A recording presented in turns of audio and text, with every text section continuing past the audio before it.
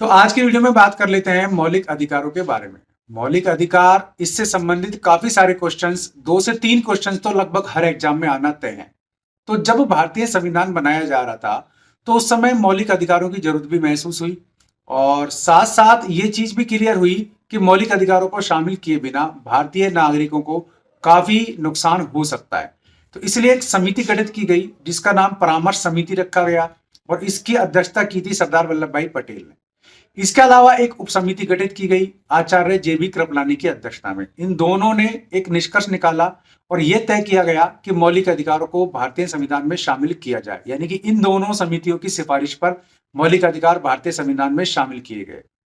अब इसके लिए जो अनुच्छेद तय किए गए, जो संविधान का भाग तय किया गया, वो भी एक बार जान लो। भाग 3 में अनुच्छेद 12 से लेकर के 35 तक मौलिक अधिकारों को शामिल किया गया है। 12 और 13 में सामान्य निर्देश दिए गए हैं मौलिक अधिकारों के बारे में, और इसके अलावा बाकी निर्देश हैं संविधान में मौलिक अधिकारों को लेकर। 2 तरीके के मौलिक अधिकार दिए गए। पहले वो जो विदेशियों को दिए जाते हैं, यानी कि जो भारतीय नागरिक नहीं है, और दूसरे वो जो भारतीय नागरिक हैं। तो भारतीय नागरिकों को जो मौलिक अधिकार दिए गए वो है अनुच्छेद 15, 16, 19, 29 और 30, है ना। और अब इसके अलावा जो विदेशी नागरिक है उनको जो मौलिक अधिकार दिए गए वो है अनुच्छेद 14। इसके अलावा अनुच्छेद 20 से लेकर के 28 तक, अनुच्छेद 14 और अनुच्छेद 20 से लेकर के 28 तक मौलिक अधिकार दिए गए विदेशी नागरिकों को। तो ये 2 भागों में आपको याद कर लेना है। अब मौलिक अधिकारों के कुल भाग जो है वो है 6 भाग। कौन कौन से हैं वो एक बार समझ लो। समानता का अधिकार, स्वतंत्रता का अधिकार, शोषण के विरुद्ध अधिकार, धार्मिक स्वतंत्रता का अधिकार, शिक्षा और संस्कृति का अधिकार और संवैधानिक उपचारों का अधिकार। अब अनुच्छेद वाइज एक बार देख लेते हैं। तो मैंने आपको बता दिया था कि 12 और 13 में तो संविधान में मूल अधिकारों के जो निर्देश हैं वो तय किए गए हैं। अब बचा 14 से लेकर के 35 तक का हिस्सा। तो अनुच्छेद 14 से 18 की बात करें तो सबसे पहले आता है आपके समानता का अधिकार। तो अनुच्छेद 14 से 18 में दिया गया आपका समानता का अधिकार। फिर 19 से लेकर के 22 तक दिया गया है स्वतंत्रता का अधिकार। 23 और 24 में दिया गया है शोषण के विरुद्ध अधिकार। 25 से लेकर के 28 तक दिया गया है धार्मिक स्वतंत्रता का अधिकार। 29, 30 में दिया गया है शिक्षा और संस्कृति का अधिकार। 31 जो है उसमें संपत्ति का अधिकार था, अब वो मौलिक अधिकार नहीं है, अब वो केवल संवैधानिक अधिकार है। तो 31 तक हो गए। फिर इसके बाद आता है 32 और 33, अनुच्छेद 32 और 33। इसमें आपका है संवैधानिक उपचारों का अधिकार। तो ये संवैधानिक उपचारों का अधिकार को डॉक्टर भीमराव अंबेडकर ने भारतीय संविधान की आत्मा कहा है। तो इस तरीके से आप मौलिक अधिकार याद कर सकते हैं। तो डिटेल से देख लेते हैं मूल अधिकार एक बार। तो सबसे पहला था आपका समानता का अधिकार। अनुच्छेद 14 से लेकर के 18 तक ये वर्णित है, मैं आपको ये चीज बता चुका। अब अनुच्छेद 14, 15, 16, 17 और 18, इनमें कौन कौन सी समानताएं हमें दी जा रही हैं ये एक बार हमें देखना है। तो सबसे पहले अनुच्छेद 14 की बात करें तो ये हमें कानून या विधि के समक्ष समानता देता है, यानी कि किसी भी तरीके का भेदभाव हमसे नहीं किया जाएगा।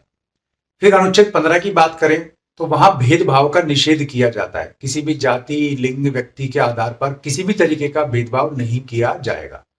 अनुच्छेद 16 की बात करें तो लोक नियोजन में समानता मिलेगी, यानी कि जो नौकरियां होती हैं उनमें सभी को समान रूप से अवसर दिए जाएंगे। अनुच्छेद 17, इसको रट लेना भाई, इसमें बहुत सारे सवाल आते हैं, या फिर यूं मानिए कि हमेशा अनुच्छेद 17 ही पूछा जाता है आपका समानता के तहत जो अनुच्छेद है उसमें से। तो अनुच्छेद 17 हमें देता है अस्पृश्यता निषेध करता है, यानी कि किसी भी व्यक्ति से भेदभाव जो किया जाता था जाति आधार पर कि ऊंची जाति है, नीची जाति है, तो अस्पृश्यता का अंत या अस्पृश्यता निषेध अनुच्छेद 17 के तहत ही किया गया। अब बात करते हैं अनुच्छेद 18 की। तो अनुच्छेद 18 आपको उपाधि निषेध देता है। उपाधि निषेध से क्या होता है कि व्यक्ति में समानता रहती है। कैसे रहती है? मान लीजिए राज्य आपको किसी को राय बहादुर की उपाधि दे देता है, किसी को राव साहब की उपाधि दे देता है, तो उसके तो छठे आसमान पे दिमाग हो जाता है। तो इसके थ्रू इस प्रकार की उपाधियों का निषेध किया गया है। उपाधि आप कैसी मिलेगी? आपको केवल एजुकेशन और सैन्य क्षेत्र में उपाधियां दी जा सकती हैं। आप पीएचडी हो सकते हैं, यानी कि आप डॉक्टर लगा सकते हैं नाम के आगे, आप डीलिट हो सकते हैं, आप कैप्टन, कर्नल, ये सब हो सकते हैं, लेकिन राव साहब या राय बहादुर नहीं हो सकते। तो ये अनुच्छेद 18 आपको यह कहता है कि राज्य द्वारा प्रदत्त इस प्रकार की उपाधियों को निषेध किया जाएगा। अब अगला देख लेते हैं हम। समानता का अधिकार हो गया अनुच्छेद 14 से 18 तक। इसके बाद आता है स्वतंत्रता का अधिकार, तो ये अनुच्छेद 19 से 22 तक चलता है आपका। अब इसके साथ साथ आपका अनुच्छेद 351 और अनुच्छेद 359 भी जुड़ा हुआ है, इसको समझ लो। इसके साथ ही आपका ये जो मूल अधिकार वाला ये जो पार्ट है स्वतंत्रता वाला, ये बहुत इंपॉर्टेंट है। स्वतंत्रता का अधिकार अनुच्छेद 19 से 22, इसमें जुड़ा हुआ है अनुच्छेद 351, अनुच्छेद 359। अनुच्छेद 351 क्या कहता है? जब राष्ट्रपति आपातकाल की घोषणा करता है तो अनुच्छेद 19 में वर्णित सभी प्रकार की स्वतंत्रताएं स्वतः ही निलंबित हो जाएंगी। अब अनुच्छेद 19 में कौन कौन सी स्वतंत्रताएं हैं? तो अनुच्छेद 19 में 6 प्रकार की स्वतंत्रता आपको दी हुई है। ये सभी की सभी राष्ट्रपति द्वारा अनुच्छेद 351 के तहत घोषित आपातकाल में निलंबित हो जाती हैं। कौन कौन सी 6 स्वतंत्रताएं हैं? तो आपको जो सबसे पहली स्वतंत्रता है वो है भाषण और अभिव्यक्ति की स्वतंत्रता। दूसरी है आपको शांतिपूर्ण सम्मेलन करने की स्वतंत्रता। तीसरी है आपको समूह बनाने की स्वतंत्रता। चौथी है आपको देश के किसी भी भाग में आने जाने और बसने की स्वतंत्रता। पांचवी है आपको किसी भी प्रकार का व्यापार और व्यवसाय करने की स्वतंत्रता। अब बचा आपका अनुच्छेद 20, 21 और 22। तो 20, 21 और 22 में से आपका 20 और जो 21 है, अब मान लीजिए राष्ट्रपति 359 अनुच्छेद 359 के तहत राष्ट्रपति आपातकाल घोषित करता है, तो आपके अनुच्छेद 20 और 21 में जो घोषित स्वतंत्रता है वो निलंबित नहीं होगी। ऐसी व्यवस्था कब की गई? 44वें संविधान संशोधन द्वारा की गई 1978 में। अब ये संविधान संशोधन क्या कहता है कि अनुच्छेद 20 में तो ये स्वतंत्रता है कि आपको मनमर्जी जेल में नहीं डाला जा सकता, जब आप किसी कानून का उल्लंघन करेंगे तो ही जेल में डालेंगे, ये 20 कहता है। 21 कहता है कि आपकी जैविक और दैहिक स्वतंत्रता है, आप जी सकते हैं, ये अधिकार आपके कभी भी खत्म नहीं होंगे। तो फिर से समझ लो, अनुच्छेद 20 और 21 की स्वतंत्रताएं संविधान संशोधन 44वां 1978 के तहत इनको निलंबित नहीं कर सकता कोई भी, ठीक है।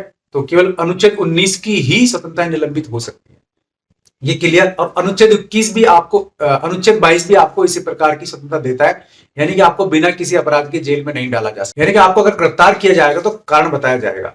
तो ये अनुच्छेद 19 से लेकर के 22 के बीच की स्वतंत्रताएं हुई। लेकिन एक और है अनुच्छेद 21 की जो स्वतंत्रता मैंने आपको बताई, जो बाधित हो रही थी आपकी, लेकिन 44वें संविधान संशोधन अधिनियम 1978 के तहत इनको निलंबित नहीं किया जा सकता। तो उसमें एक है अनुच्छेद 21A। अनुच्छेद 21A, अनुच्छेद 21A क्या कहता है? आपको RTE यानी कि राइट टू एजुकेशन, शिक्षा का अधिकार अधिनियम जो प्रभावी हुआ उससे जुड़ा हुआ है ये, और शिक्षा का अधिकार देता है 14 वर्ष तक के बालकों को निःशुल्क। तो ये अनुच्छेद 21A भी आपका इसी स्वतंत्रता के अधिकार में शामिल है। तो स्वतंत्रता का अधिकार क्लियर हो गया। 19 से 22 में किस किस प्रकार की स्वतंत्रताएं आपको दी जाती है। तो मौलिक अधिकार सर्वोच्च है, ऐसी व्यवस्था सर्वोच्च न्यायालय ने कर दी थी। एक वाद था मिनर्वा मिल बनाम भारत संघवाद 1980, तो उसमें सुप्रीम कोर्ट ने क्लियर कह दिया था कि मौलिक अधिकार सर्वोच्च होंगे।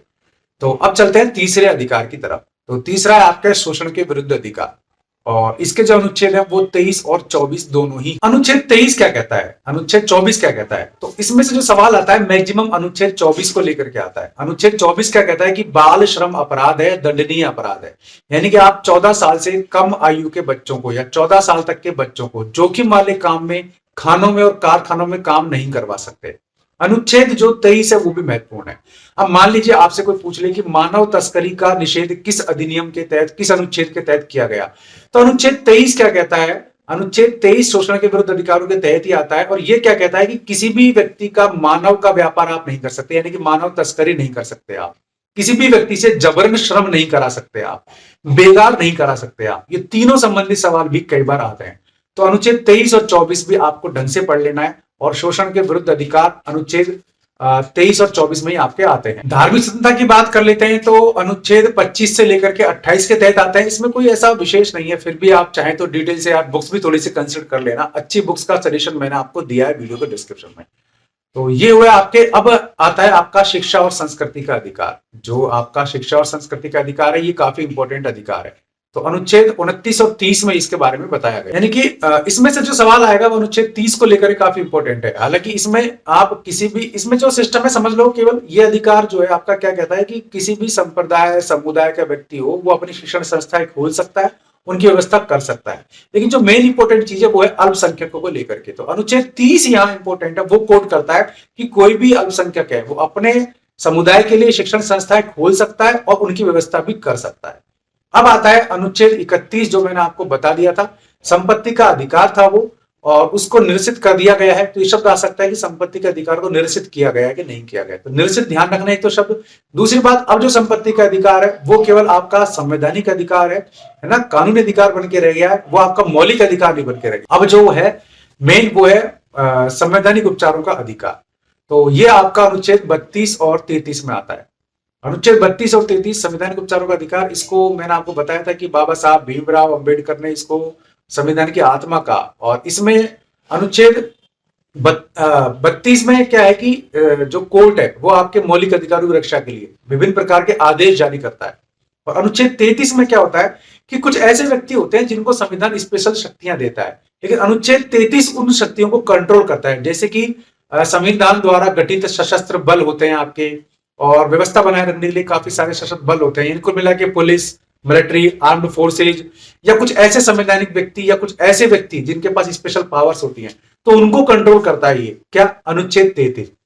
इसीलिए इसको संविधान की आत्मा कहा गया। अगर ऐसा नहीं हो तो जिसके हाथ में पावर हो तो वो ब्रह्मा बन सकता है, जैसा कि वर्तमान काल में भी आप देख रहे हैं ऐसी स्थितियां बन रही हैं। इसीलिए कोर्ट और सरकार यानी कि विधायिका और न्यायपालिका के बीच में जो टकराव की स्थिति बन रही है वो इसी कारण बन रही है। तो सबसे बड़ा जो खतरे में आ रही है स्थिति वो इसी कारण आ रही है। तो इसीलिए संविधान में व्यवस्था की गई थी अनुच्छेद 32 और अनुच्छेद 33 की। तो ये संविधान का इंपॉर्टेंट पार्ट था। अब यह बात कर लेते हैं राइट टू एजुकेशन की, क्योंकि राइट टू एजुकेशन भी मूल अधिकारों से जुड़ा हुआ है, इसलिए इसकी भी मोटी मोटी चीजें एक बार याद रख लो। राइट टू एजुकेशन पूछे आपको मूल अधिकारों में तो अनुच्छेद 21A याद रखना है। मूल कर्तव्यों में पूछे तो अनुच्छेद 51A वाक्यांश के याद रखना है। और नीति निर्देशक तत्वों में पूछे तो अनुच्छेद 45 याद रखना है। इसका संविधान संशोधन जो अधिनियम है वो है 86वां संविधान संशोधन अधिनियम 2002, और ऑल ओवर इंडिया लागू हुआ था 1 अप्रैल 2010 से, और राजस्थान की बात करें तो यह लागू हुआ था 29 मार्च 2011 से। ठीक है, तो ये इसमें आरटी संबंधित डिटेल था जो इससे जुड़ा हुआ था। तो वीडियो पसंद आया तो लाइक और शेयर जरूर कीजिए, चैनल पसंद आया सब्सक्राइब कीजिए, बेल आइकन दबा लेंगे आप तो वीडियोस के नोटिफिकेशन आपको मिलते रहेंगे। आज के लिए इस वीडियो में इतना ही, ऐसे किसी यूजफुल वीडियो में फिर मिलूंगा, तब तक के लिए नमस्कार।